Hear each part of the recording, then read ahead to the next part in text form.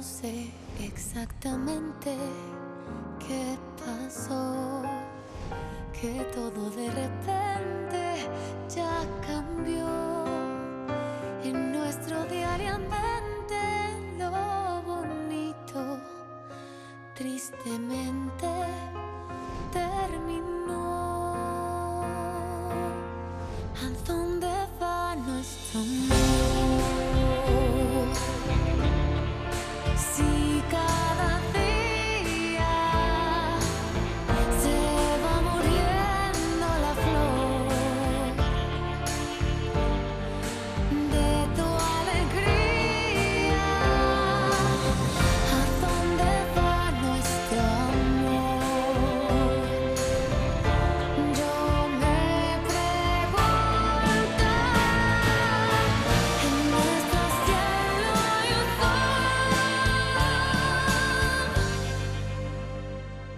en agonía.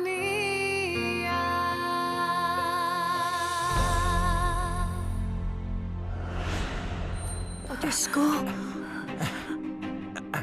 Sino yan? Si Vittorio. Vittorio Si Senyor Dragone. Dragone. Wag, Rinaldo. Wag mo siyang papasukin, utang na loob. Wag mo siyang papasukin. Pero bakit naman? Huwag mong buksan. Ha? Pero bakit hindi? Eh kasi... Pakiusap, wag. Ah. Baka kasi, yang si Vittorio, baka may kasama Baka mga may kasama pulis. siyang O kaya pulis. naman, baka may Buksan kasama niyo siyang ito. mga mga angeles. Buksan niyo ito. Ay, hindi. Makinig ka sa akin, Fiorella. Pasensya ka na Ano pong talaga pero gagawin ko? ayoko nang ulitin pa ang mga nagawa kong pagkakamali doon. Pakiusap. Itinago na natin siya dati kay Madam Senyor Adele. Vittorio. Naalala mo? Ayoko nang ulitin yun. Pero sandali lang. Papasukin. Tuloy kayo, Senyor Vittorio. Fiorella, sinasabi ko na nga ba? Alam kong dito kita makikita. Oh, Fiorella.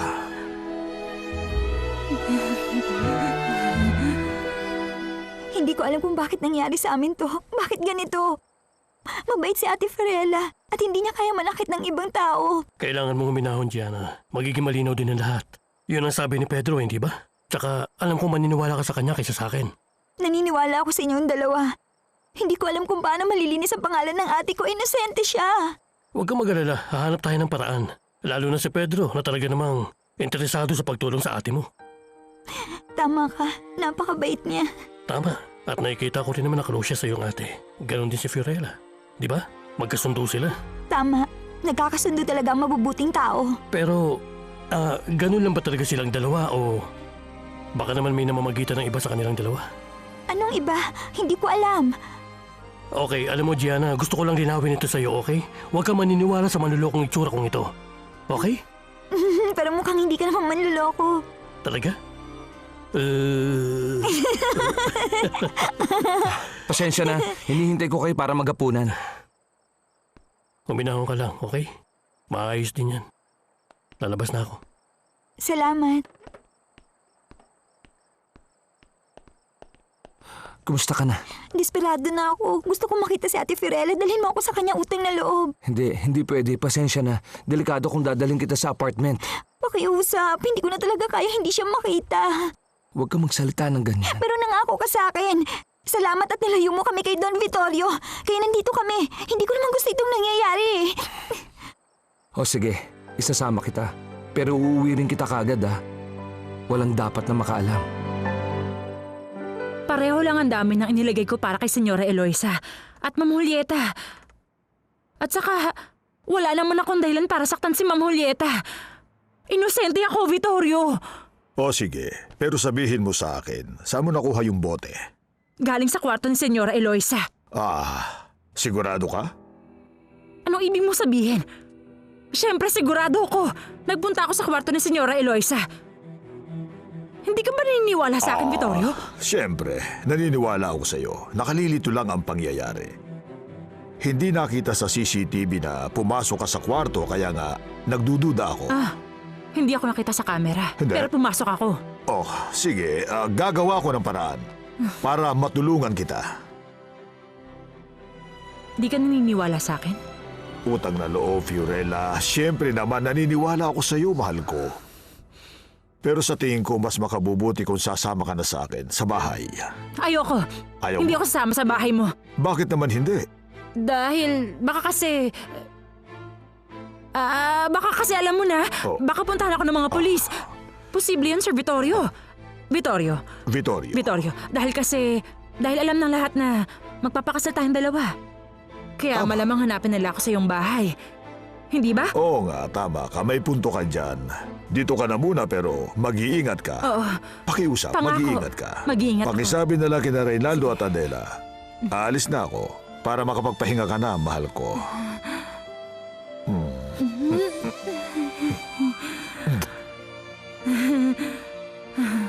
Magpahinga ka na.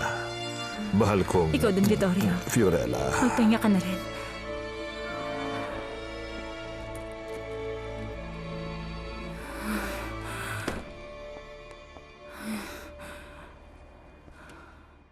Ayos ka lang, Fiorella? Hindi, Madam Adela.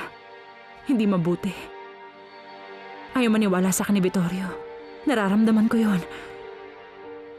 Iniisip ng lahat ng tao na ako ang may kasalanan. Ang buong mundo maliban lang sa isang tao. Makikita mo, magiging maayos din ang lahat, Iha. Tandaan mo yan. Salamat. Kawawang Julieta, nakakaawang nangyari sa kanya. Ginawang miserable ng Italianang babaeng yon ang buhay ng lahat. Pero hanggang doon na lang yun. Excuse me. Siya at ang kanyang sakiting kapatid. Sa tingin ko, nag-aral talaga sila ng gusto para guluhin ang mga buhay natin, hindi ba? Ano sa tingin mo? Hindi mo yung maikukumpara Dito. sa ginawa niyang pagbulag kay Julieta. Excuse me. At sa ginawa ng sakitin niyang kapatid sa iyo sa pagbasa gamit ang pandilig ng halaman. Kahit na, nakakainis pa rin siya. Dapat itong imbestigahan ng mabuti. Kasi nakapagtataka ang nangyari. Lahat ng mga nangyayari dito sa bahay ay talagang nakapagtataka, hindi ba?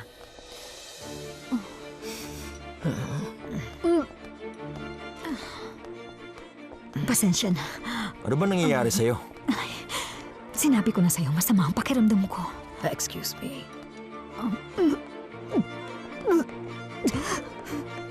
Nakita niyo na? Kakaiba ang lahat ng tao dito. Anong nangyari kay Sonia Osvaldo? Ha? Hindi ko alam. Baka meron siyang hindi magandang nakain. Nakaupo ka na lang ba dyan na parang walang nangyari? Hindi mo man lang ba siya susundan? Excuse me.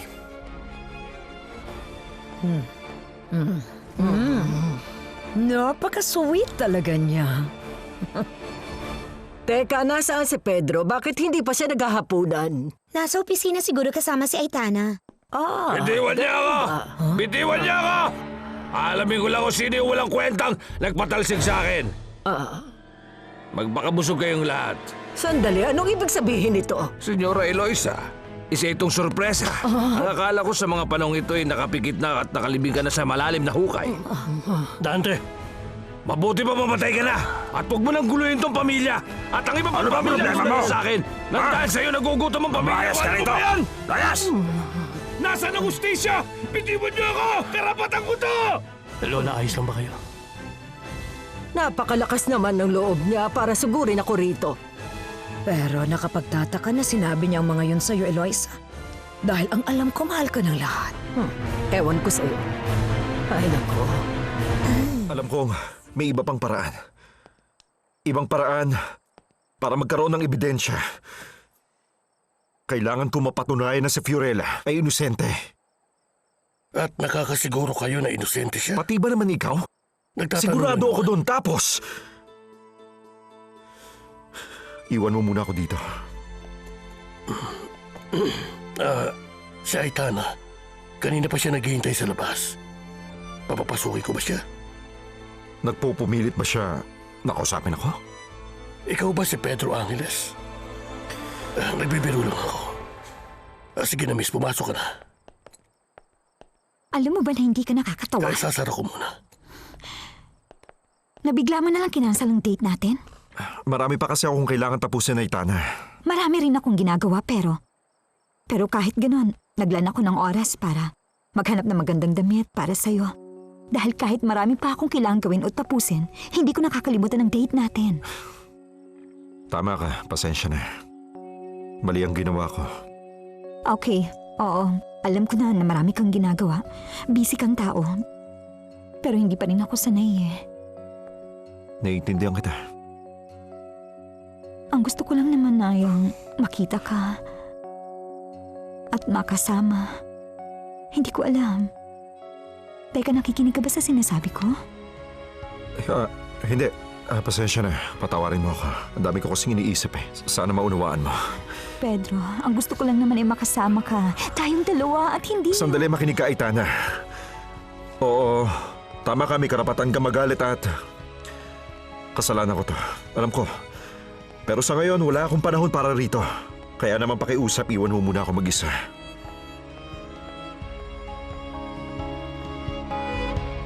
Magandang gabi, Domingo. Sir Kumusta Vittorio, rito? ayos naman ang lahat. Good. Mabuti naman. Wala naging problema. Maayos ang lahat. Magandang balita Puno ang yan. restaurant. Oo. Maging ang ating bar. Napansin ko nga, magaling. Yun lang po Tama. Siya nga pala, Pati na rin ang pakiayos bar. mo yun mamaya, ha? Pakiusap. Salamat. Opo. Nakabook na po tayo hanggang alas 11. Puno tayo buong araw, ganun din bukas. Ayos, magandang balita. Napakasaya mo, hindi ba? At ano naman ang dahilan para hindi ako maging masaya? Lalo na't puno ang Dolce Vita. Tama ka, pero hindi na yun bago. Alam naman natin dati na malakas kumita ang restaurant mo. Tama ang sinabi mong yan. Masaya ka ba dahil nakita mo na sa Fiorella? Hindi na ako magsisinungaling. Masaya ako dahil alam ko na ngayon kung nasan siya. Nasaan? Hindi pwede. Hindi ko yun pwede sabihin. Para yun sa kaligtasan niya. Titingnan ko muna kung maayos ang kitchen. Sandali lang, Domingo. Sabihin mo nga sa akin, paano nagawang itago ni Benito si Fiorella kay Vittorio? Itinago siya.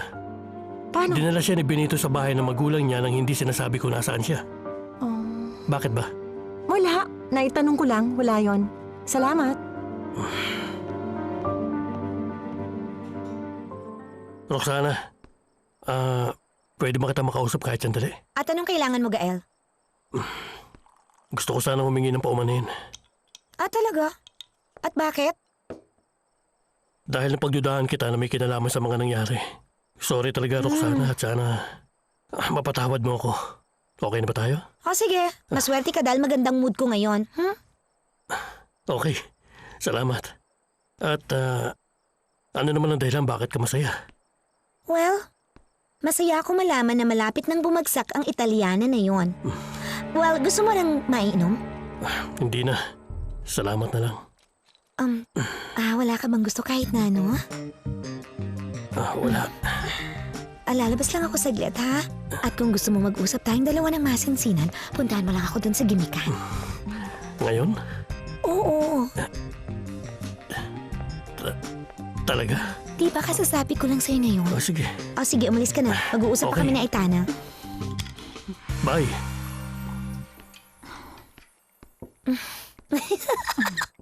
Uy, teka. Mukhang may ginawa ang pinsan ko sa'yo na hindi maganda. Tama ka. Di ba? Binalaan na kita.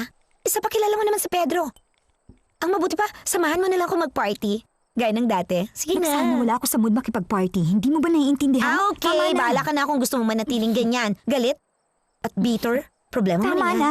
Walang magandang may Makinig ka. dudulot sa'yo yan. Wala rin naman ako makukuha maganda sa Pero pagpa-party. kahit pa Nakuha mo? paano, marirelax ka naman. Madidistract at makakalimutan mo si Pedro kahit ilang oras lang. Sige na. Let's go. Sige na nga. Okay, sasama na ako sa'yo pero gagawin ko lang ito para mag-relax. Alright. Para kasing gusto kong pumatay ng tao. Cheers! Ano ka ba? Huwag mo nga akong tingnan ng ganyan.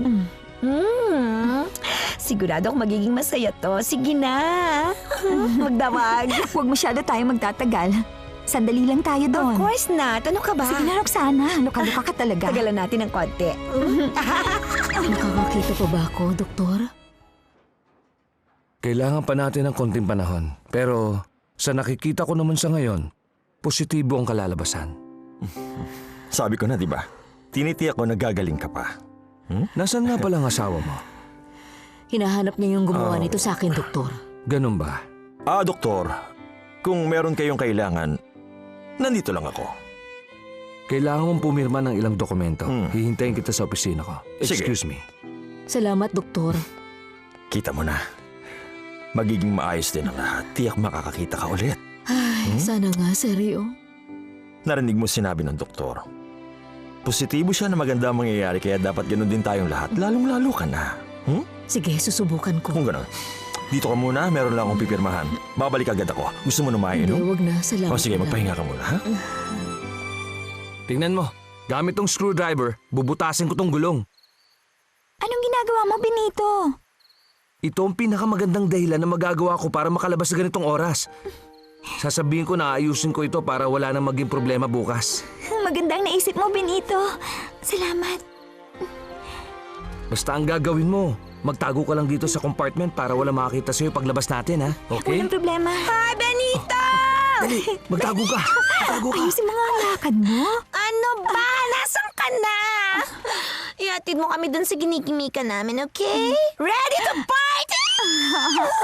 Akin na yung bote mo. Tama Okay, na dun ako sa yan. bandang likuran, ha?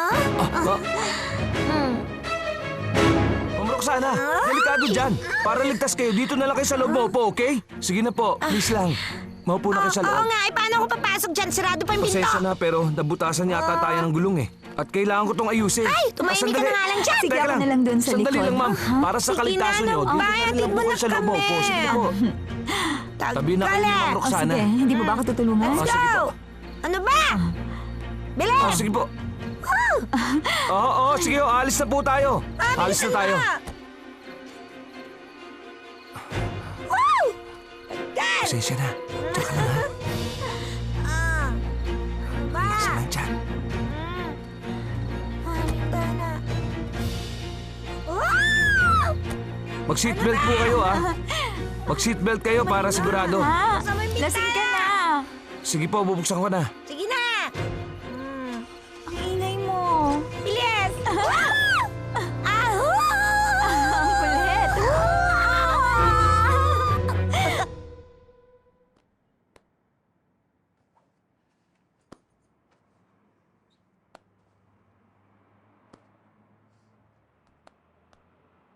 Kumusta ka na, Iha?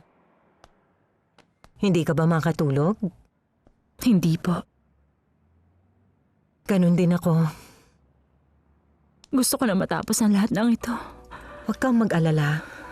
Sigurado ako na gagawin ni Benito ang lahat ng makakaya niya para patunayang inosente ka. Magawa kaya niya. Oo, syempre naman. Isa pa gagawin ni Benito yun para makabawi sa'yo. Sa lahat ng nangyari at maging maayos na ulit ang tingin mo sa kanya. Ewan ko na po. Hindi ko na alam, ewan. Hindi ko na alam kung anong iisipin. Desperado na ako. Ano nang gagawin ko ngayon? Kung hindi yun magagawa ni Benito, nandiyan naman si Vittorio. Natitiyak kung hindi siya titigil hanggat hindi niya mapatunayang wala kang kasalanan sa nangyari eh. Nag-iisa lang ang taong may magagawa, Madam Adela. Dahil ang taong yun ay naniniwala sa akin.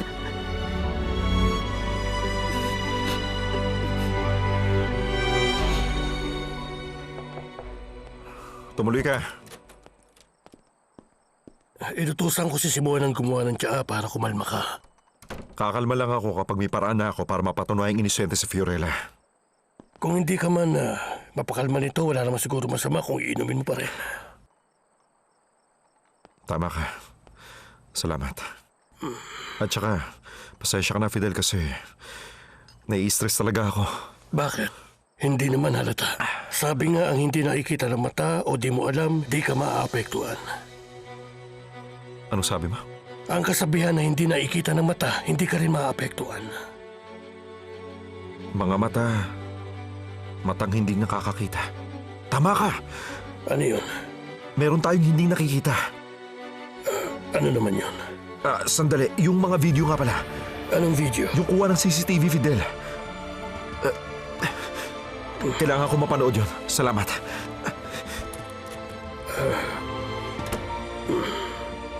Ano bang meron sa tiyang ito?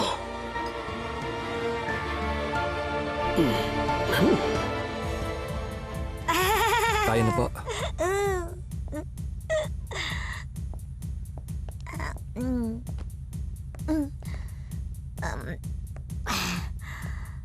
Halika na. Hindi ba ikaw ang porsigidong pumunta dito? Sige na, mauna ka na. Susunod ako. Alam mo, may kakaiba sa'yo.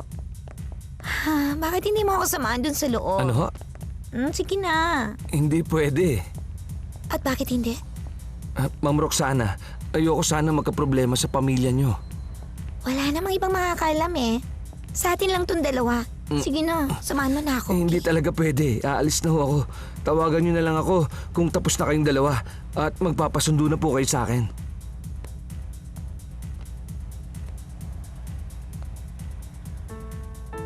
No, hindi ka aalis. Gusto kong samahan mo ako. At gusto mo rin yon. Huwag ka na magkaila.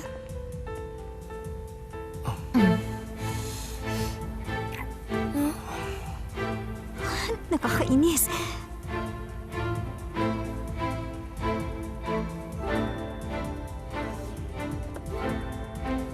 Ba tayo papasok? Sino ba siya? Ano bang tingin niya sa sarili niya? Hindi, imposible ito. Nakakainis siya. Hindi ako makapaniwala. Gianna, ba't nandito siya?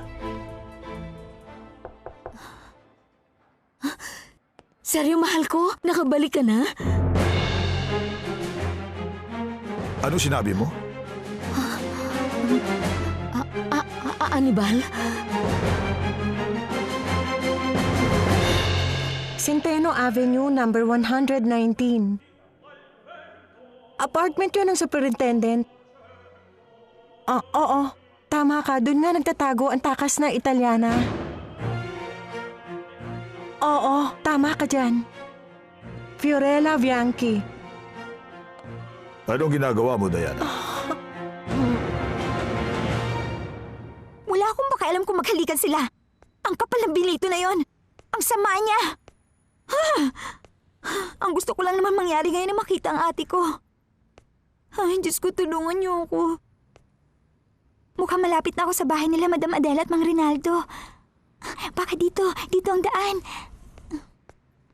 Uy, saan ka pupunta? Magandang binibini. Gusto mo ba samahan ka namin? Sige na, sumama ka na lang sa amin. Sigurado mag-i-enjoy tayo. Ano?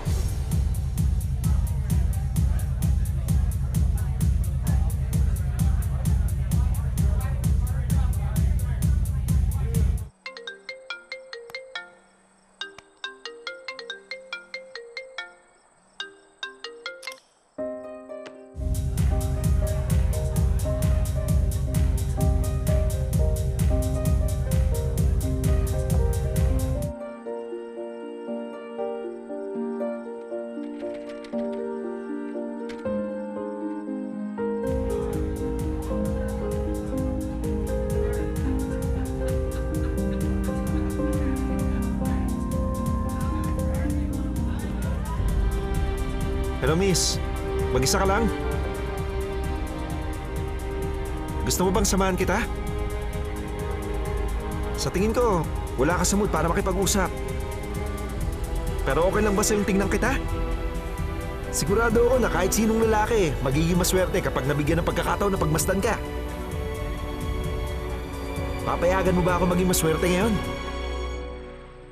Ito na nga. Ito na! Sabi na nga ba? Sabi ko na nga ba, alam kong inosente ka, Fiorella. Hindi ako nagkamali. Gianna! Nasaan ka? Huwag kang matakot, Miss Maganda. Magiging mabait kami sa'yo. Utang na loob niyo po akong saktan. Maawa kayo. Tulungan niyo ako! Ano? Halika na!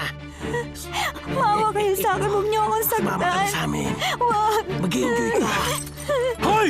Ano? Layuan niyo siya! Dali! Gianna, ako to. Gianna. Ano? Ayos ka lang ba? Ano ginawa nila? Ayos lang ako. Pero ayaw nila ako palisin at gusto nila akong saktan. Umalis na tayo bago pa sila bumalik dito, okay? Tayo na!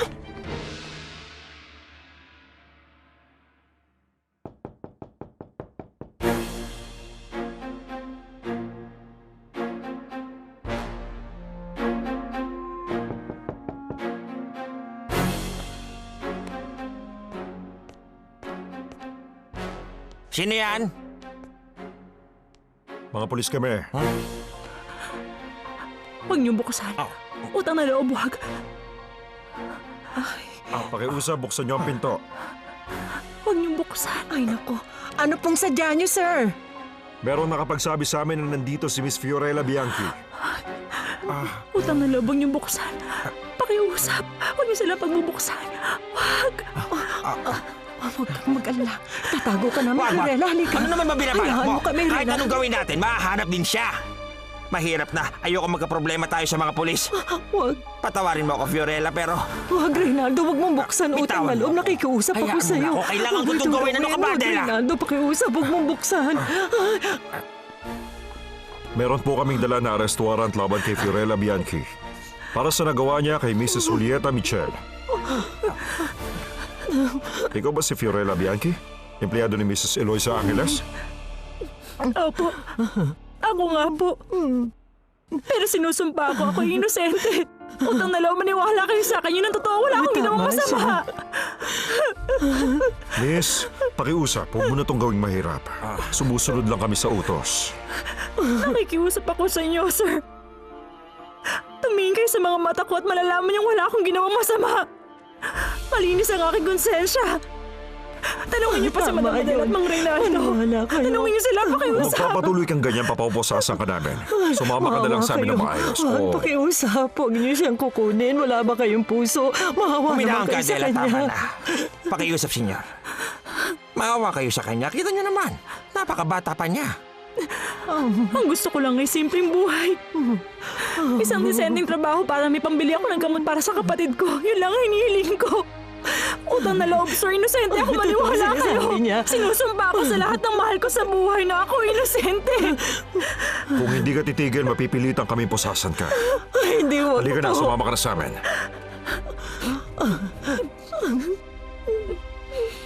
Sasama na ako. Eh kung gano'n, dakpin niyo na rin ako. Gusto ko rin siyang samahan. Ang akusado lang ang pwedeng sumama sa amin. Ay, sige na, Iya. Sige na. Saan niyo ako dadalhin? Ito ang address ng opisina ng District Attorney. Doon namin siya dadalhin. O Pwede sige. niyo siyang puntahan doon. Salamat. Salamat. Iya.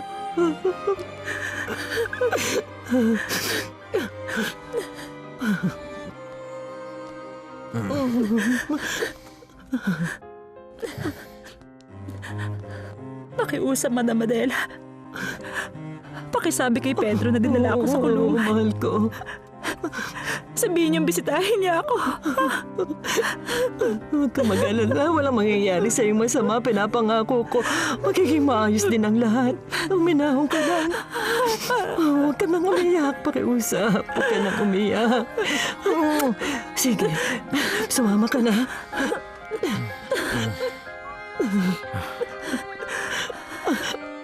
Alagaan niyo siya. Huwag niyo siyang sasaktan. Hindi siya kriminal. Narinig ninyo? Hindi siya isang Uminahon ka na. kriminal. Tama na yan. Tama na. Mukhang tapos na ang party dito. Bakit hindi na lang tayo pumunta sa apartment ko? Salamat na lang. Talaga bang meron kang importanteng gagawin? Ang totoo niyan, kasi Alam mo, baka magkasundo tayong dalawa. Kaya tayo na. Paano natin malalaman kung hindi natin susubukan? Sige na, nagmamakaawa ako. alam mo, tama ka. Oh. Hello? Nakita ko ang miss call mo kanina, Aitana. Okay ka lang ba? Hindi. Una, inimbitahan mo ako para mag-dinner. Pagkatapos bigla mo na lang kinansel. Pasensya ka na, pangako hindi na mauulit yon. Makinig ka, Pedro Angeles. Kung ayaw mo na ulit ako makita o bored ka na sa akin, sabihin mo ka agad para tapos na. Hindi yung nakikipaglaro ka sa akin at niloloko mo ako ng ganito. Hindi. Aitana, naiintindihan ko mga sinasabi mo, kaya lang meron akong problema na kailangan ko talagang ayusin. Anong problema? Seryoso to pero huwag ka mag-alala, meron na akong solusyon. Mag-usap na lang tayo mamaya. Pasensya na.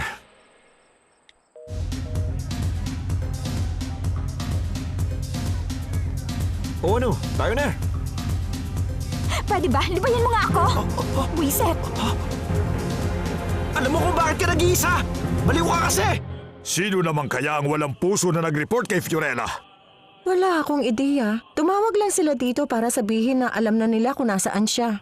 Ang gusto pa nga nila ay tanungin ka kung meron ka pang ibang impormasyon. Pero sino ang tumawag? Hindi ko alam, malay natin, baka pulis. Nakatanggap daw sila ng tawag na nagbigay sa kanila ng address kung nasan si Fiorella. Ay, kaya nga ba ayokong sabihin sa'yo dahil alam ko na malulungkot ka. malulungkot. Oo. Tama ka dyan. Ako'y desperado. Malamang, naaresto na siya sa mga oras na ito at nandito ako walang magawa para matulungan man lang siya. Kung gusto mo, sasamahan kita para puntahan si Fiorella. Hindi na. Salamat na lang. Mabuti pang tawagan ko muna ang abogado ko. Walang oras na dapat masayang sa mga sandaling ito. Malaki yata magiging problema ni Fiorella.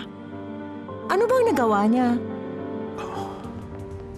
Ang tanging ipinakiusap ko lang ay alagaan siya. At ang protektahan niyo siya. Huwag mo kaming sisihin, anak ko. May ibang tao na nagsumbong kaya dumating ang mga pulis kanina. Sabihin mo sa anak mo, mabilis ang mga pangyayari. Hindi tayo nagkaroon ng pagkakataong makakilos. Tama. Kahit na. Siguro naman kahit paano may nagawa kayo. Tinawagan niyo man lang ako.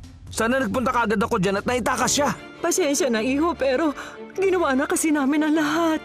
Hindi ito maaari. Fiorella, hindi ko man lang siya naipagtanggol. Sabi na nga ba, dapat hindi ko na siya iniwan eh. Mabuti pa, huminahon ka lang, anak ko. Walang mangyayari kung magsisisihan tayo. Mas maganda kung mag-iisip tayo ng solusyon o kahit na anong paraan para mailabas natin siya ng kulungan. Natawagan na nga pala namin si Senyor Pedro. Bakit niyo naman siya tinawagan? Yun ang pakiusap sa akin ni Fiorella. Ang tawagan ko siya, sinabi niya yun bago siya kunin ng mga pulis dito. Yun lang ang kailangan ko malaman.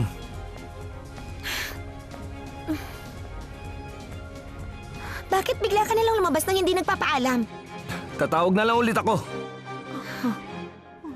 Pasensya na pero sabi nila mayroong problema. Kailangan ko na umalis.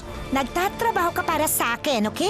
At pag sinabi kong pupunta ka, pupunta ka. Kung uutusan kitang halikan ako, hahalikan mo ako. Naintindihan mo? Roxana, bored na ako, okay? Gusto ko nang umuwi. Narinig mo siya, hindi ba? Sige na, kilos ka na dyan. Kunin mo na yung sasakyan, dali. Ang totoo, Ma'am Roxana, hindi pwede. Tawagan niyo na lang si Fidel. O kaya mag-taxi na lang kayo. Ano? Taxi? Nababaliw ka na? Tayo magta-taxi? Gianna, patawarin mo ako. Marami kasing nangyari. Nakalimutan ko nasa likod ka. Bakit may sinama ang katulong na yan dito? Nakita mo naman, ayaw siyang papasukin. At para sa kaalaman mo, hindi sila Tama naghanap na, ng Roxana. janitress Huwag mo siya dito. pagsalita ng ganyan. Pasensya na, Benito. Pero napakabilis sa mga pangyayari. Nalaman ko na lang na malayo na ako at naligaw na. Ikaw ang nagsama sa kanya rito? Paano mo naman naisip na isama ang stupid ang babae na yan? Para malaman mo, hindi ako dapat dito pupunta. Ang gusto ko lang ay makita si Ate Fiorella. Gusto ko lang malaman kung okay lang siya, Benito. Gianna, may nagsuplong sa ate mo. Inaresto siya ng mga pulis sa bahay namin. Doon namin siya itinago. Hindi maaari. Paano na ang ate ko? Imposible ito. Sa palagay ko, para akong nasa ibang dimensyon at hindi ko alam kung paano ako nakapasok doon. Sige na, kilos! Kunin mo na yung sasakyan at mag-drive ka na! Inuutusan kita! Pero Ma'am Bilisan mo! Roxana, Ma'am Roxana, intindihin niyo ako pakiusap. Kailangan kong makita si Fiorella. Mag-isa lang siya at nakakulong siya ngayon. Tayo na, Benito. Sasama ako sa'yo kung nasa ng ate ko. Bilisan Hindi, natin. Diana. Sa tingin ko hindi maganda para sa'yo na magpunta sa kulungan ngayon pagkatapos ng nangyari. Hindi yun makakabuti para sa'yo. Bakit tayo mo akong Mas bayagan? mahalaga ang kalusugan mo. Pero kailangan ko rin makita kapatid ko, Sir Gael. Okay, punta mo na sa Fiorella. Ako nang bahala sa kanila. Pero bilisan mo. Salamat, Sir Gael. Pangako, babalitaan kita sa lahat ng mangyayari. Gagawin ko ang lahat para makalabas ang ate mo sa kulungan. Sige na. Benito! Ano bang nangyayari? Puro na lang gulo!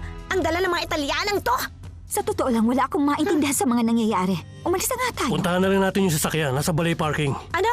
Valet parking? Tayo na. Valet parking. Alam mo, Gianna, naiintindihan ko nararamdaman mo, pero kailangan mong huminahon. Paano ako hihinahon? Kailangan kong makita ang kapatid ko si Ate Fiorella. Gusto ko lang malaman kung ayos lang siya.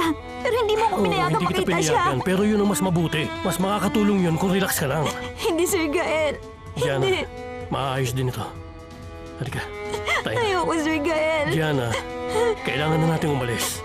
Tayo na. Huwag ka na. Gianna, umuwi na tayo.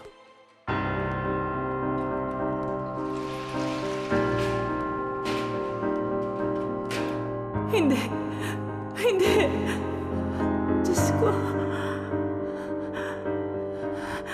Maniwala kayo, ako inosente. Tanungin niyo pa si Sir Pedro, pati si Sir Vittorio de Gorne. Wala akong ginawang masama. Hoy! Shhh! Nagpatulog ka naman. Pakiusap. Utang na lubog niyo ako'y kulong dito.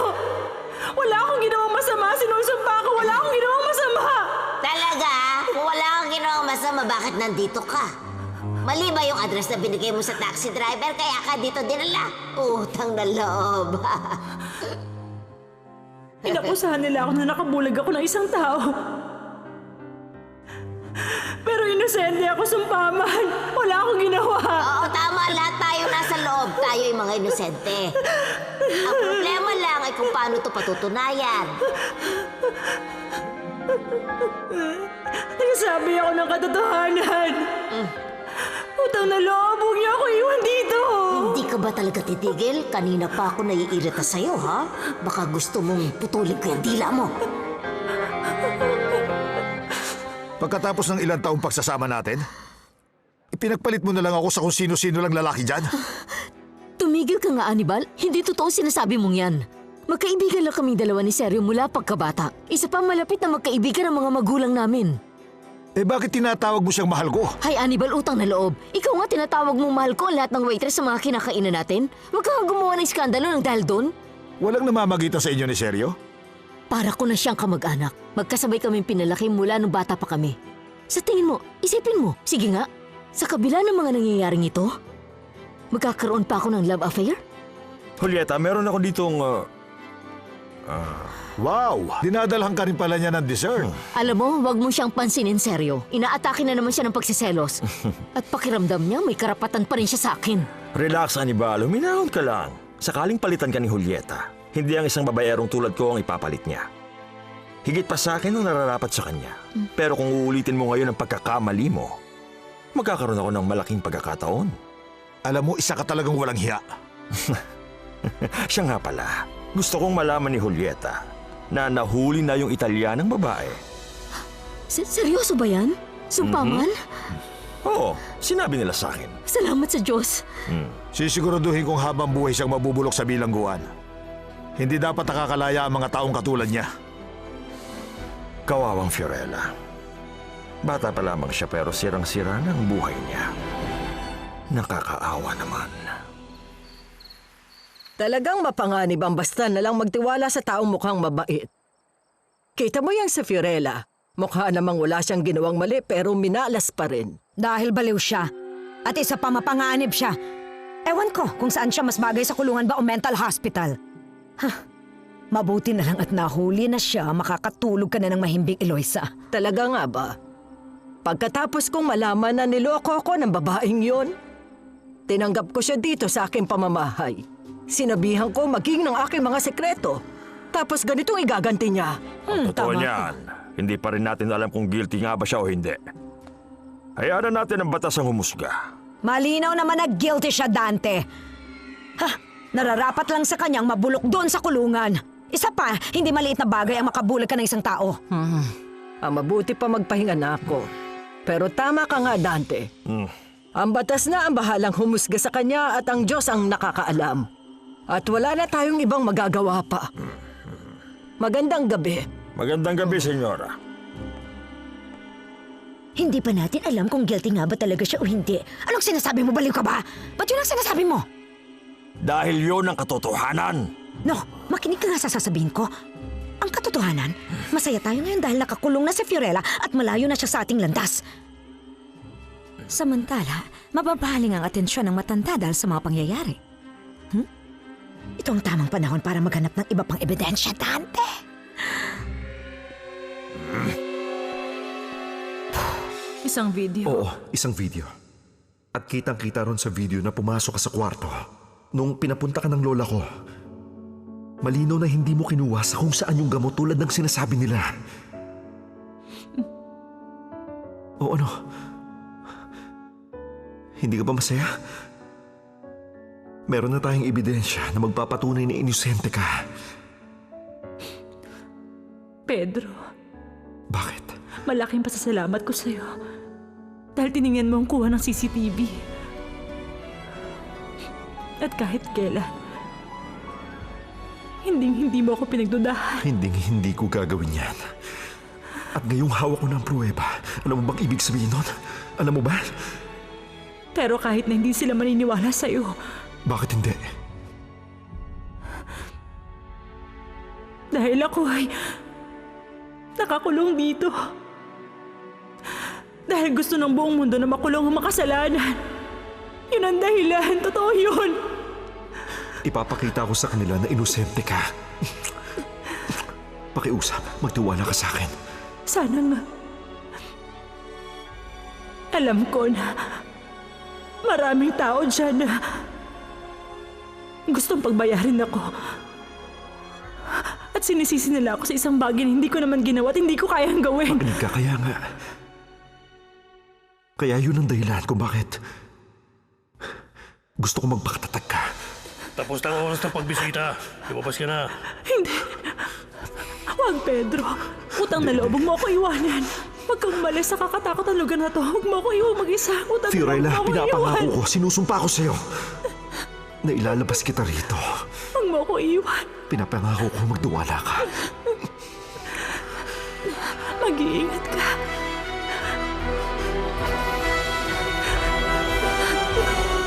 Pero maraming salamat pa rin sa ginawa mong to. Kasi iniatas mo ang reklamo laban kay Fiorella. Kung nagkataon nagkamali tayong lahat kung pinabayaan nating makulong si Fiorella, nakakaawa naman siya. Kukunin na kita sa lugar na ito at isasama na kita para sa iyong kabutihan.